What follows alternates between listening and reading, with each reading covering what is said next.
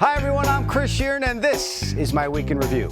Save the melodrama for your mama. After Phil Jackson biographer and friend Charlie Rosen did his best Red Barber impression when he penned in an article that he thinks Carmelo's legs are going, and almost gone, and Melo has outlived his usefulness in New York, Jackson had to meet up with his embattled star earlier this week to tell him he didn't subscribe to those criticisms in said article, in what sources called a business-like meeting to discuss Anthony's future with the Knicks. Melo, I'm afraid we're going to need your final answer. And that was that he wants to stay and win in New York. Okay, staying is one thing. Winning is quite another. People will always blame Melo. As he stated, when we win, it's us. When we lose, it's me. He has a point there, and Phil Jackson shouldn't exactly be getting a nice easy bounce pass in stride for a layup with the blame. Another famous Jackson once said, or sang, "What have you done for me lately?" And there's always a part of Knicks fans that will always blame that guy. Welcome to the playoffs. Facebook Live is helping people get viral videos all over the world. Everyone is hoping that the next one of their videos will be the next one that gets worldwide notoriety. We're doing one right now. Our reach remains to be seen. However, Antonio Brown's recent one got some big-time play. After the Steelers beat the Chiefs in Kansas City, Brown went up on Facebook Live and captured Mike Tomlin's post-game speech in which he had some choice words for the Steelers' next opponent, the Patriots.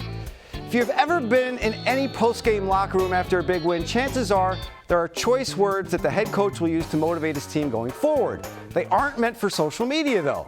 That gets turned into bulletin board material, which in turn pokes the bear. Here are some famous bears that you could probably poke while they hibernate and probably get away with it. Yogi is one of them. Paddington Bear is another one. He's soft and cuddly. He wouldn't hurt a fly. As long as you had some honey for Winnie when you nudged him, he'd go right back to sleep. Tell Fozzie a joke. He'll be fine. Waka waka. As for this bear, though, you don't want to poke him or his team. Even though he did downplay the whole thing on WEEI radio, saying that he doesn't have a Snapface account or InstaChat. The Chargers are moving to LA, we already knew that. But Ryan Charles from the moving company HireAHelper.com, based in the San Diego area, wants to start a movement. See what he's doing? He's a moving company and he's trying to start a movement. Is this on? Anyway, he wants to get moving companies to band together and not help the Chargers move. That'll show him. Charles said this would be the last line of defense for the city of San Diego. Think of that final glove slap to the face before a duel ensues. Problem is, there will be no Hamilton Burr-esque duel. The Chargers have money, and it's green, and they probably wouldn't pay you in Hamiltons. My guess is probably Benjamins. A whole lot of Benjamins. Speaking of Benjamins, Jose Bautista was given a solid from his former team, which is again his current team. The Toronto Blue Jays brought him back into the fold for just a tad bit more money than the qualifying offer he declined when free agency began. Good job by Toronto throwing a net to Bautista when he so desperately needed it. They could have let him plummet to the bottom of a canyon like the Roadrunner did to this guy on many occasions. The Jays did him a solid, but let's be honest, Joey Bats has been doing them a solid for a while now, helping bring Toronto baseball back into the spotlight once again.